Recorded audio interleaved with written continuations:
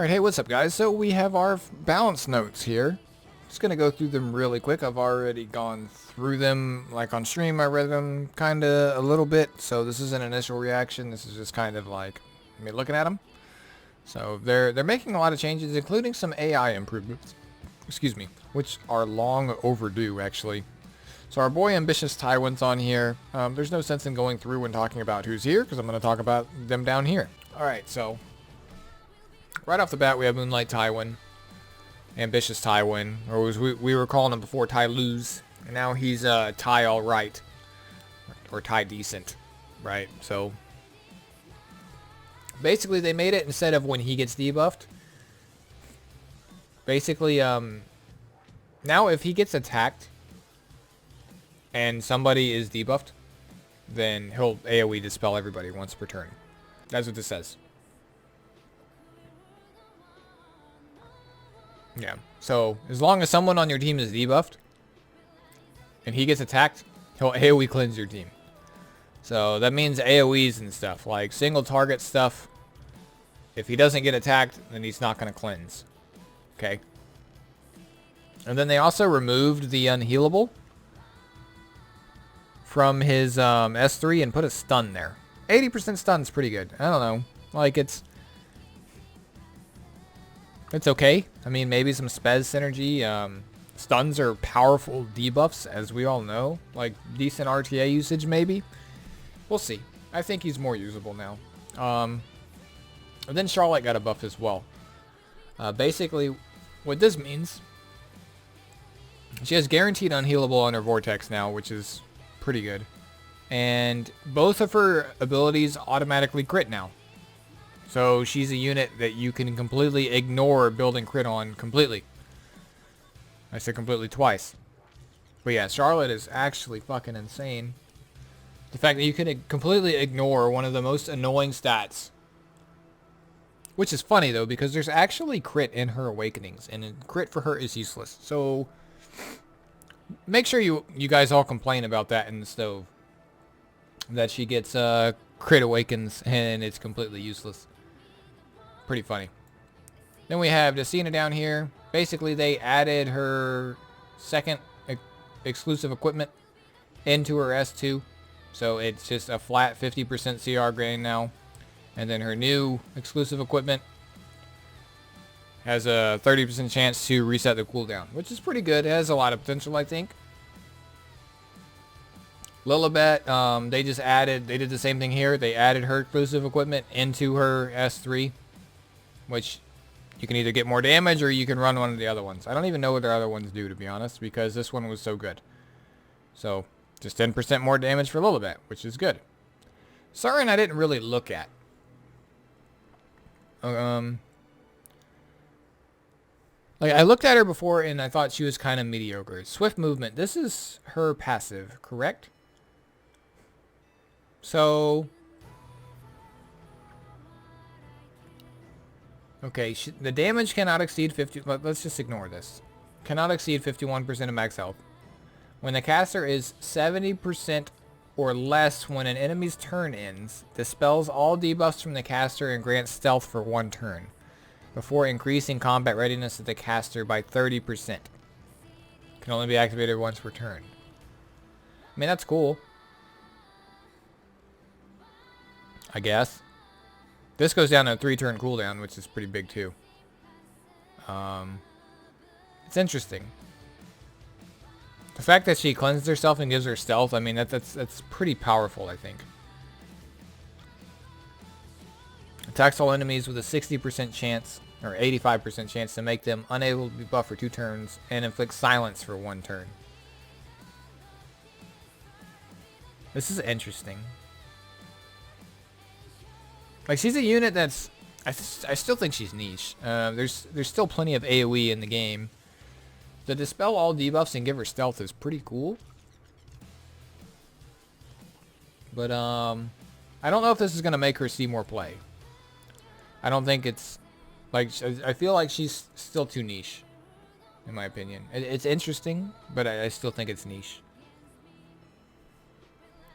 Yeah. It's cool. I mean, potential R and L procs like this can go off pretty quick. but like it's a thief that tries to like, I don't know. She'll take a hit. Like, what if Charles hits her? Charles just fucking kills her, right? S1 and S2 and she's dead? I don't know. Crescent Moon Rin. Now, she stuns before stealing 2 buffs. So if there's immunity there, like, the stun won't happen. So this like, might as well not even been there. If the enemy is not buffed, the cooldown for the skill is reduced by 1 turn. Which, this is pretty good. It adds some utility for her if, like, there's no buffs there. And allows her to be used a little bit. But I don't think this is going to make her see any more use. Giving SSA a cleanse is pretty nice. That's all I can really say about it. It's pretty nice.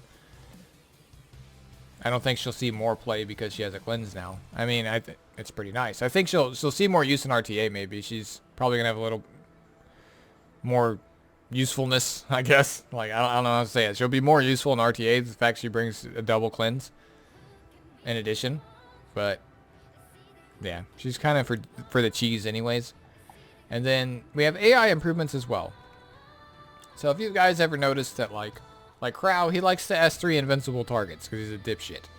And I guess Spez did the same thing. So basically they fixed that. They will never target a unit that has invincibility buff now. Assassin Sid, this is the interesting thing. These two. So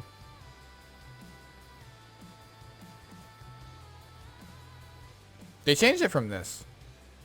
But now they will always target the unit that has the highest CR.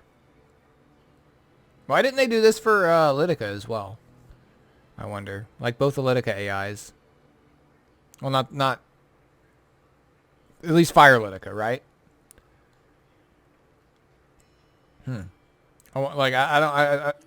It's cool, and it definitely adds a new layer of like shit you need to think about when attacking into these units, because they're not going to target this won't target your light bait, and this won't target your dark bait. It's going to target whoever goes first.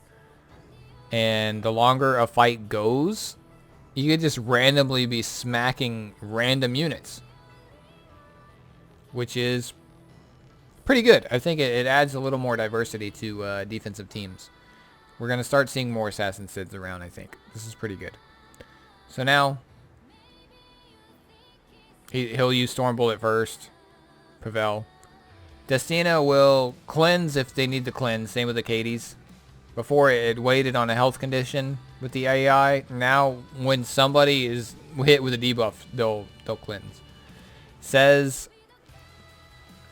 we'll only use this under 50%. And it's a 100% chance for him to use it. I didn't even know it was a chance before. Celeste, okay, sure. They added, he'll hit targets with a degrees attack debuff before doing elemental advantage. Okay. Fighter Maya, 100% chance to activate this now. Okay, so this is okay.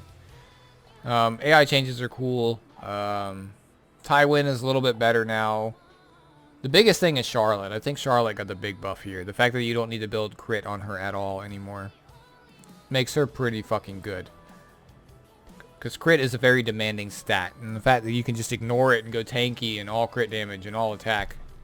Or speed if you prefer. Like, it's pretty sick. The Lilibet change is nice. Surin, I think she's still niche. Tywin is interesting. I'll probably build Tywin now. Because he looks a little bit more practical. More reliable at cleansing the debuffs. Because you don't need the cleanse if they all resist the Basar's S3, right? I still think he might need a little bit more in his kit. But, allow him for... I'm trying to see, like... We hope that you will use Ambitious Tywin, who will be able to be used more effectively in a variety of different situations. Yeah, okay. I don't know. We'll see. We'll see. But yeah, that's going to be it, guys. I wanted to just make this real quick. Get my thoughts out before people start asking me, because they're going to start asking me. Be sure to drop me a like if you enjoyed. Subscribe if you're new. Come join me on stream. You can find the link to my stream or my Twitch channel in the description of the video. And, yeah. See you guys next time. Peace.